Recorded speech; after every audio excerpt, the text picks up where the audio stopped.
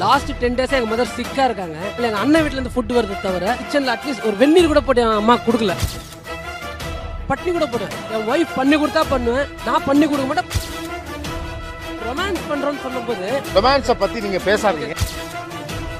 10 மணிக்கு ஆஃபீஸ், நான் 8:30 மணிக்கு இதெல்லாம் பண்ணிட்டு தான் போவேன். குழந்தைங்க ஸ்கூல் சேர்த்தணும், குழந்தைங்களை குளிக்க வைக்கணும், ஆபீஸ் வேலை மட்டும் டென்ஷன் கிடையாது. 5 நிமிஷத்துல ஹெல்ப் பண்றதுனால ஒன்றும் ஆயிர போறது. அதுல வந்து நம்ம ₹1,00,000 சம்பாதிக்க போறது இல்லை. வெங்காயத்தை அரிஞ்சு கொடு, அது அரிஞ்சு கொடுங்கிறப்போ எனக்கு அப்படியே வர கோபம் இருக்குது. அடுப்படியில ஒத்தாசை செய்யக்கூடிய ஆண்கள் ஒரு பக்கம், அடுப்படிக்குள்ளே போக மாட்டேன் அப்படின்னு சொல்லக்கூடிய ஆண்கள் மறுபக்கம். செம்ம சீனிக்குது இன்னைக்கு. பொண்டாட்டி கூட சேர்ந்துக்கிட்டு அடுப்படியில் நின்றுட்டு சமைச்சிட்டு இருக்கவங்களை பத்தி உங்களுடைய ஒப்பீனியன் என்ன? அவங்களுக்கு மத்த வேலை எதுவும் எல்லாமே ஃப்ரீயா இருக்கிறாங்கன்னு அர்த்தம். ஓ, வேலை வெட்டி இல்லாம இருக்காங்க, அதனால சமைக்கிறாங்க. அதுதான் உண்மை. அசிங்கப்படுத்துற அப்படி இப்ப மனைவியோட சேர்ந்து சமைச்சுக்கிட்டு இருக்கீங்கள பத்தி உங்களுக்கு என்ன பேர் வைப்பீங்க? பாசிட்டிவா சொல்லணும்னா பொண்டாட்டியை லவ் பண்றவனா இருக்கணும், நெகட்டிவா சொல்லணும்னா பையன் சொல்லுவாங்க. அப்படி மிதி தர்த்திரம் முடிச்ச பெண்களா பிறக்க வேண்டியவங்க ஆண்களா பிறந்துட்டாங்க. இந்த எலி சாதாரண சிங்கம் இல்ல, இது ஒரு சேவிக்கமான சிங்கம். வீட்டுல சமையல் செய்யக்கூடிய ஒரு ஆணை இந்த சமூகம் எப்படி பார்க்க? ஹஸ்பண்ட் வந்து வைஃப் ஹெல்ப் பண்றானா அந்த ஹஸ்பண்டை வந்து என்னமோ ஒரு கேவலமா தான் பார்ப்பாங்க. அவன் கிடக்காண்டா மயிராண்டி, அவனுக்கு என்னடா தெரியும் சில்கோட அருமை. But I am least bothered because I want my wife, I love my wife, I love my children. உனக்கு அமையுது, எனக்கு அமையல. அடுப்படியில மனைவியோட சேர்ந்து அந்த ஒர்க்கை ஷேர் பண்ணிக்கிறப்போ காதல் எவ்வளவு கூடுகிறது? தக்காளி தொக்கு பண்ணி வச்சுட்டு என் வைஃப் வந்து தோசையை வார்த்து அந்த தர ஒவ்வொரு தோசையிலயும் 1000 காதல் 1000 முத்தங்களும் இருக்கு. சூப்பரா மாப்பிள கவி பேராசி ஏன் ரவுமானவே மிஞ்சிட்டடா மாப்பிள. தோசை உங்ககிட்ட வந்து சேரும்போது உதட்டோரத்துல சின்ன புண்ணகை இருக்கு பாத்தீங்களா, அதுல எல்லாத்துக்கான ஆன்சருமே இருக்கு. அதை அனுபவிக்கும் போது தான் தெரியும் அந்த லவ். அப்படி என்றால் என் ஆன்மீக ஆராய்ச்சிக்கு ஒரு அரை மணி நேரம் அவர்களை அனுப்பி வைக்க முடியுமா? அவங்க கூட ஒர்க் பண்ணும்போது செல்லமா வந்து ஒரு இடிப்பாங்க. காஃபி குடுக்கறப்ப கூப்பிட்டு நம்ம மடியில உட்கார வச்சு 2 பேரும் ஷேர் பண்ணி சாப்பிடறதே ரொம்ப அழகா இருக்கும். ஏன் வாழ்க்கையில இப்படி ஒரு சம்பவம் நடக்கும்ல? அதெல்லாம் மனுஷங்களுக்கு கட்டாயம் நடக்கும். அவங்க மிக்ஸி அரைச்சிட்டு இருப்பாங்க, காதோட இந்த கழுத்தை ஒட்டிட்டு டச் பண்ண பாருங்க, அது ரொமான்ஸ் டிஃபரெண்டா இருக்கும்.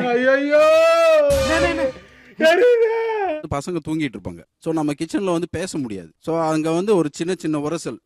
தப்பா தோணுது. அவங்க அந்த பக்கம் ஏதாவது பண்ணிட்டு இருக்கும்போது இப்படி இடுப்பு வழியா அப்படி கையை விட்டு அந்த கப்பை எடுக்கிறது, உப்பு எடுக்க போற மாதிரி அப்படி அவங்கள அப்படி உரசிக்கிட்டே அப்படி போய் உப்பு எடுக்கிறது. அதெல்லாம் வந்து அனுபவிச்சாதான் சார் தெரியும். அனுபவிக்கலன்னா இவங்கெல்லாம் வந்து கல்யாணம் பண்ணதுக்கே வேஸ்ட். நான் வருத்தப்பட மாட்டேங்க, நான் இதுக்கெல்லாம் நான் ஃபீல் பண்ணிக்கவே மாட்டேன். அப்புறம் ஏன் பாஸ் அழுகுறீங்க? அது பலி வேற டிபார்ட்மெண்ட்.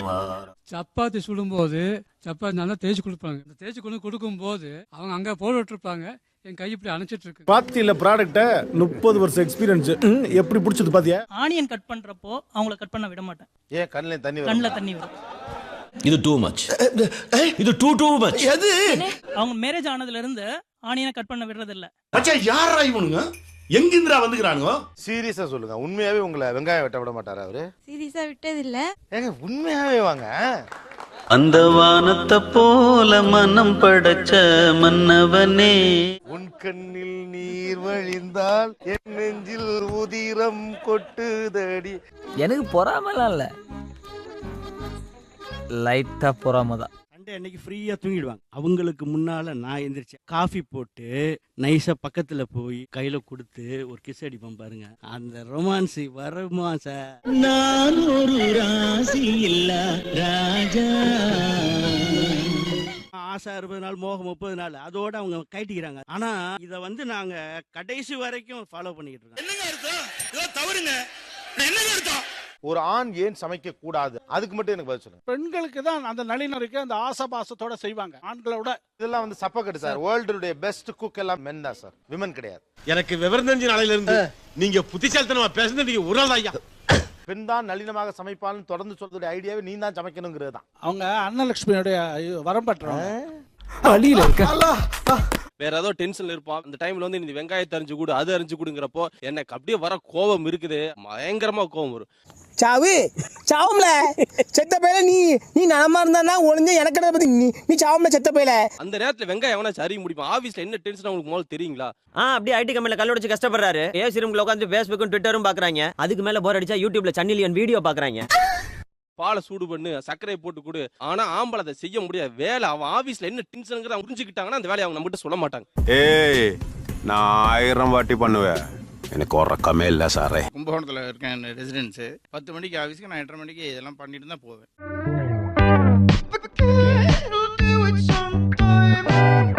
ஆஃபீஸ் டென்ஷனை ஆஃபீஸில் விட்டுணும், வீட்டுக்கு வந்தோன்னா ஆஃபீஸை மறந்துடணும், ஆஃபீஸுக்கு போனோன்னா வீட்டை மறந்துடணும். ஐயா இவ்வளவு நாளா மூடி கிடந்த அறிவு கண்ண நீங்க திறந்துட்டீங்கயா. ஒரு 5 நிமிஷத்துல ஹெல்ப் பண்றதுனால ஒன்னும் ஆயிர போறது இல்ல. அதுல நம்ம ₹1,00,000 சம்பாதிக்க போறது இல்ல. உண்மை. இன்னைக்கு சமையல் பண்றவன் நாளைக்கு பொண்டாட்டி துணி துவச்சு போடுவான், நாளைக்கு கால் அமுச்சு விடுவான். இந்த ரொமான்ஸ் பண்றோம்னு சொல்லும்போது ரொமான்ஸ பத்தி நீங்க பேசாதீங்க. நான் உண்மையாவே அந்த இடத்துல உங்க எல்லாருக்குமே பொறாம தாங்க. கரெக்டா கட்டுவிட்டா. உங்களுக்கு அந்த ரொமான்ஸ் மேல ஆசை இருக்கு. நீங்க அது வேற இடத்துலயும் செய்யலாம், திண்ணையில செய்யலாம், ஊஞ்சல்ல செய்யலாம், பெட்ரூம்ல செய்யலாம், கொல்ல பக்கம் செய்யலாம். இதெல்லாமா சார் பேச்சு? இப்படியே உசுப்பேத்தி உடம்ப ரணகலம் ஆக்கிட்டாங்கடா. செய்யாதவங்க மெயின் ரீசன் சொசைட்டிக்கு பயந்து தான் சார் செய்யல. சொசைட்டிக்கு ஏன் பயப்படணும்? நீங்க எனக்கா சோறு போட போறீங்க? மாட்னாடா மானஸ்த. என் பொண்டாட்டிக்கு நான் செஞ்சு போடுறேன், அடுத்தவங்க பாப்பாங்க. நம்மளோட சந்தோஷத்தை விட்டு கொடுக்க முடியாது. பெரிய மனுஷன்டா. அப்ப நீங்க பிரஷரை கேரி பண்றதே கிடையாது வீட்ல. சார் எல்லா இதுலயும் பிரஷர் இருக்கத்தான் செய்யும். Are you newly married person நீங்க? சார் 8 மாசம் ஆயிருச்சு. அதான் பிரச்சனையே. வெயிட் ஃபார் 3-4 இயர்ஸ் வெயிட் பண்ணுங்க. குழந்தைங்க ஸ்கூல் சேர்த்தணும், குழந்தைங்களை குளிக்க வைக்கணும். ஆபீஸ் வேலை மட்டும் டென்ஷன் கிடையாது. எவ்வளவு டென்ஷன் இருக்கு ஒன்னொன்னா எடுத்து விட்டா.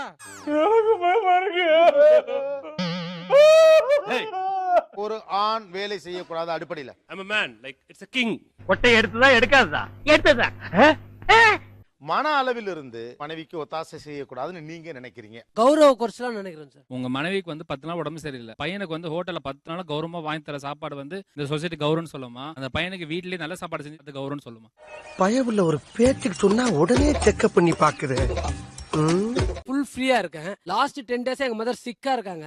எங்க அண்ணன் வீட்ல இருந்து ஃபுட் வருது தவிர கிச்சன்ல அட்லீஸ்ட் ஒரு வெந்நீர் கூட போட்டு அம்மா குடுக்கல. இப்படிப்பட்ட புள்ளைய பெத்தும் வாத்தாளுக்கு ஊர் உலகமே சேர்ந்து முச்சந்தியில செலவைக்கணும்டா. ஃப்ரீயா இருந்தாலும் என் ஒய்ஃப் என்னைக்கா கேட்பாங்க, உங்க அண்ணி பார்க்க மாட்டாங்களான்ட்டு. உன்னால முடிஞ்சா பண்ணி கொடு, இல்ல நான் ஹோட்டல்ல பட்னி கூட போடுவேன். என் ஒய்ஃப் பண்ணி கொடுத்தா பண்ணுவேன், நான் பண்ணி கொடுக்க மாட்டேன். பாத்தியாடி, இதுக்குதான் அப்பவே கள்ளிப்பால் ஊத்து சொன்னேன்.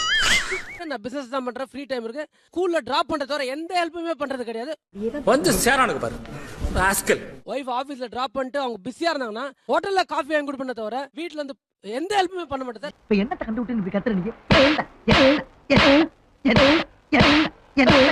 உண்மையிலே சுட தண்ணி கூட வச்சது இல்ல. அப்படி என்ன கௌரவம்? நம்மளுக்கே ஏதாவது முடியல, வீட்ல யாரும் இல்ல, என்ன பண்ணுவோம்? ஹோட்டல்ல போய் சுடு தண்ணி வாங்கிட்டு வந்தா குளிக்க போறோம். சமையல நீங்க எல்லாம் உதவியா தான் நினைக்கிறீங்க. இன்னமும் நீங்க என்ன நினைக்கிறீங்க? சாப்பிட மட்டும் தான் தெரியும். எப்ப பார்த்தாலும் சோறு சோறு சோறுன்னு சோத்துக்கு பியத்திக்கிற நாய்களா. அதுல என்ன குறை இருக்குதுன்னு என்னால சொல்ல முடியும். இது ஏன் போயிட்டு என்ன சமையல்னு சொன்னா என்னால முடியாது. 2 டம்ளர் அரிசி 4 டம்ளர் தண்ணி ஊத்தி 2 விசில் விட்டா சாப்பாடு ரெடி. இது தெரியாதா? இன்னொரு ஆப்ஷனும் இருக்குது, போன் பண்ணா டெலிவரியும் வரும். எங்க டைரக்டர் இங்க எல்லா சாப்பாடு இருக்கு, அத கூட சாப்பிட மாட்டாரு. அம்மா கையால தான் சாப்பிடுவார். அவரை பத்தி நீங்க என்ன நினைக்கிறீங்க? Affection is only one reason sir. அம்மாவுடைய சாப்பாடு தான் அவருக்கு ரொம்ப பிடிச்சிருக்கு. அம்மாவுடைய சாப்பாடோட அம்மாவோட அன்பு அவருக்கு பெருசா தெரியும். உயர்ந்த குணம். உயர்ந்த குணம். இது இப்ப நான் சொன்னதே சும்மா தான் சார் சொன்னேன். இங்க ஏதோ தப்பு நடக்க போகுது, எல்லாரும் போயிடுங்க. இதே வார்த்தையை இப்ப நான் மாத்தி சொல்றேன். எப்போதுமே கொண்டாட்டி சமைக்கிற சாப்பாடை மட்டும் தான் சாப்பிடுவார். நான் ஒரு ஸ்டேட்மெண்ட் இங்க வச்சிருந்தா நீங்க எல்லாரும் கிளின்னு அவரை போட்டு கிழிச்சிருப்பீங்க. அவனை செத்தங்கடா, அவன் உங்ககிட்ட மாட்டலடா, நீங்க தாண்டா அவங்கிட்ட மாட்டிருக்கீங்க. ஒரு எக்ஸாம்பிள் ஆச்சு சொன்னோன்னே அஃபெக்ஷன் தான் சார், அதை தவிர ஒண்ணுமே கிடையாது சார். அவருக்கு ஒரு புனித தன்மையை கொடுத்துறீங்க. ஆனா அம்மாவை கொண்டாடுறதுல ஒரு போலித்தனம் இருக்கு. அம்மாவை கொண்டாட முடியும்னா பொண்டாட்டியும் கொண்டாடணும்ல. அம்மானா புனிதம், கொண்டாட்டினா அதை நான் கிண்டல் பண்ணுவேன். இது என்ன சார் கலாச்சாரம்? கொஞ்சம் ஓவரா பேசிட்டோமோ? அந்த அடுப்பங்கரில் தான் நீங்க போய் அவங்களை புரிஞ்சுக்கணும். நீங்க பெட்ரூம் காரை வச்சுட்டு இச்சைக்கும் குழந்தைகிட்ட இருக்கும்போது மிச்சத்துக்குமே மட்டும் யூஸ் பண்ணிருந்தீங்கன்னா அவங்கள கிச்சனுக்குள்ள போய் என்னைக்குமே நீங்க புரிஞ்சுக்கவே முடியாது. உண்மை. வேலை வேண்டாம், கிச்சனுக்கு ஹெல்ப் பண்ணுவேன்னு போனா மறுநாள் எனக்கு அங்க கிழிஞ்சிரும். அப்படி ஓடி ஆடி எல்லாம் சம்பாதிக்கிறீங்க, யாரும் 3 பேர் சந்தோஷமா சம்பாதிக்கிறீங்க. என்னுடைய ஃபேமிலி சந்தோஷமா இருக்குன்னு சம்பாதிக்கிறேன். ஏண்டா உன்னை மடையன் தான் நினைச்சேன், கிறுக்கனாடா. வீக் டேஸ்ல டைம் இல்லாம இருக்கலாம், சண்டேல போய் ஹெல்ப் பண்ணுங்க. சண்டேல வீட்ல இருந்தா நான் ஏன் சார் ஹெல்ப் பண்ண முடியாதுன்னு சொல்றேன். இவ்வளவு பேசுற நீங்க ஃப்ரெண்ட்ஸோட பார்ட்டிஸ் போகாம இல்ல, ஃப்ரெண்ட்ஸோட வெளியில போகாம இல்ல, இவனும் ஈக்குவலா மைண்டம் பண்றானே. நான் பண்ற ஒர்க்குக்கு கிச்சன் ஒர்க்கு சம்பந்தம் இல்லாத நான் ஃபீல் பண்றேன். உங்க டிக்னிட்டிக்கு கீழே நீங்க நினைக்கிறீங்க. டிக்னிட்டி குறைவான ஒரு வேலையை உங்க பொண்டாட்டியை பார்க்க சொல்றீங்க. ஐயோ, எந்த ட்ரெண்ட்ல பேசினாலும் எந்த ரூட்ல போனாலும் விடவே மாட்டேங்கிறானே, நான் என்ன பண்ணுவேன்? ஒரு டிக்னிட்டி குறைவான வேலையை உங்க அம்மா பார்க்க சொல்லுவீங்களா? உங்க மகளை பார்க்க சொல்லுவீங்களா? அப்புறம் உங்க பொண்டாட்டியை மட்டும் பார்க்க சொல்றீங்க. ஏன்னா நான் இழிச்சவாய பாருங்க, எதிர்த்து கேள்வி கேட்க மாட்டேன்ற இலக்காரம் தான். ஏன்னா என்னோட டிகினிட்டிக்கு அது கம்மின்னு நான் நினைக்கிறேன். உங்க மனைவிக்கு டிக்னிட்டிங்கிற ஒரு விஷயமே இல்ல, அதானே அர்த்தம்? எப்படி தெரியாம பண்ணிட்டு இருக்காங்க.